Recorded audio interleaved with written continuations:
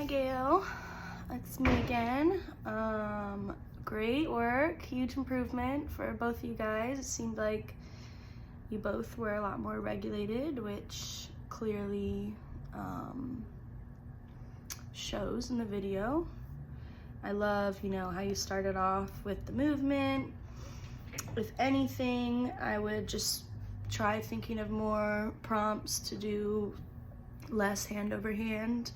And you were saying straighten your arms, but you could say like extend the elbow, I want a flat elbow, push to the wall, things like that. And then sometimes too, I'll try some hand over hand, and then I'll also just try modeling next to them and doing it with them. And right at the beginning, it's not going to be perfect. His arms aren't going to be beautiful and straight, but it's just something to work on. And then I think I always talk about this, but I finally got new ones. These little finger massagers. I think it's like $7 on Amazon for 2 of them.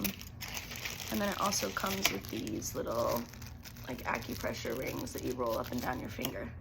But this is what I really love, and I'll use it on lots of clients and just go down each finger, and it seems to be really regulating and calming and kind of helps them, feel where their hands are and a little more grounded. So let me know if you want that link, or I might have already sent it. I forget who I've talked to about that. I definitely saw you working harder to resist more of that touching, and just remember to try and take out the kind of right before he pokes. It's almost like you do like a little reset, but instead of physically touching his hand for that reset, I would just, even if it's just hovering over his hand and saying, okay, hand back on your leg, I'm gonna drop the board, go. Great prompts though overall. I loved how you supported his double. Again, his body seems so much calmer. I loved your tone, your prompts. He was super duper accurate. I do though, I don't know if it's just the angle or not of the camera, but there were a couple times, I think one around minute 9, where it seemed like the board was still pretty far ahead of his knee and he was leaning forward. So always remember to prompt the back up straight and bring the board right above his knee, so when he touches it, just the natural ending of where his finger ends is where the board should be, because you never want him to have to reach forward for that.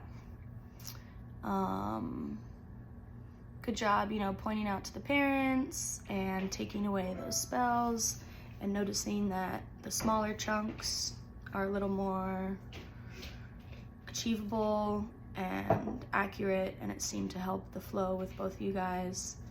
And then this is tough because he did seem to be doing pretty good with it, but for the most part, if my guys have like a pop-it or something like that, I just try and say, let's put it on the table when we spell, finish all your pops, or do whatever you gotta do, and let's put it on the table, and you'll get it back as soon as I'm reading again. And then again, too, just kind of like with the prompts or the initiation with touching the hand, if he ever gets up, instead of kind of instinctively just reaching and trying to stop him, I would just stand up and kind of like hover around him. Herd in a way, but in a very nice, humanely way. Yeah, just try to do the least amount of touching as possible. Of course, there's always a time and a place, but this is what really tests your motor coaching abilities and how to support the whole entire body, not just the arm when we're poking, because everything he does, remember, there's that apraxia, so everything he does, he needs as much kind of modification and direct body prompts as possible. And yeah, and just remember too, he's 9, so take it easy. Aim for about 30-40 minutes of work, 15 or so, as much as you can, you know, 3 or 4 questions with the reading break.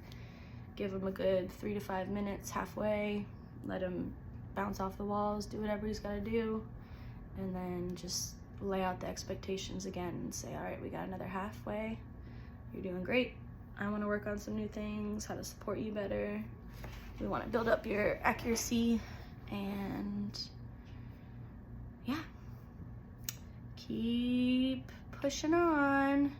I would like to see, and I know you've got a few more videos, a couple more I think,